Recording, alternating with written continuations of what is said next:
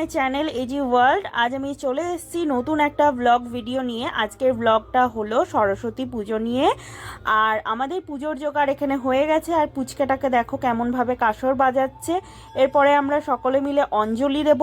অঞ্জলি দিয়ে বিকালবেলা সকলে মিলে যাব মেলা দেখতে।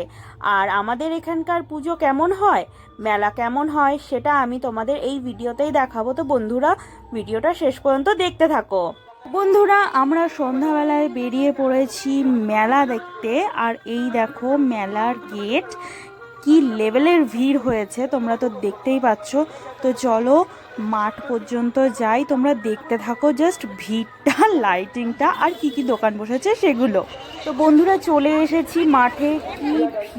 কি ভিড় আর বেলুনগুলো উঠছে, দেখো কি সুন্দর লাগছে। দোলনার উপরে যে লাইটগুলো লাগানো আছে সেগুলো দারুণ লাগছে না?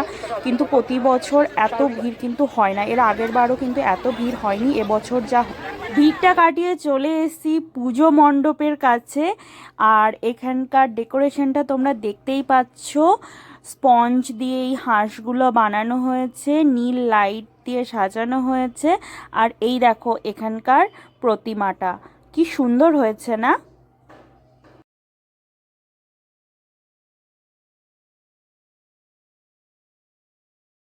পুজো প্যান্ডেল থেকে বেরোনোর সাথে সাথেই আমার ছোট ভাইটা বায়না শুরু করে দিল, আমি মিকি মাউস টেম্পোলিনে চড়বো।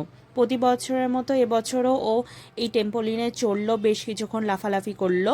আর শুধুমাত্র টেম্পোলিনই নয়, আরও অনেক দোলনা এসেছে। শুধুমাত্র অন্যবারের মতো এবছর নাগরদোলনাটা আসেনি। আর এই মেলাতে কি কি দোলনা এসেছে আমি তোমাদের পরপর দেখাচ্ছি।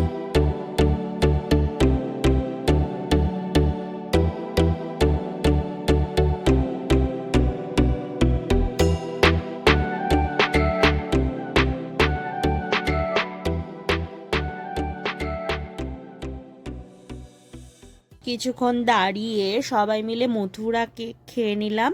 আর এখানে মা কেকগুলো কিনছে। প্রথমে কাকিমাকে দিল, কাকিমা আবার আমাকে দিয়ে দিল। আর আমাদের বাড়ির এই যে পুচকেটা, ও তো এই জিনিসটাকে খুবই পছন্দ করে, দেখো কেমনভাবে কাটছে।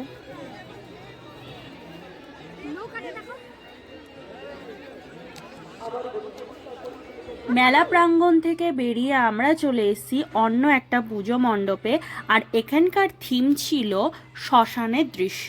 তো এরপর আমরা যে যে ঠাকুরগুলো দর্শন করেছি সেইগুলো তোমাদের এই ভিডিওতে সম্পূর্ণটাই দেখাবো। তো বন্ধুরা, শেষ পর্যন্ত ভিডিওটা তোমরা দেখতে থাকো।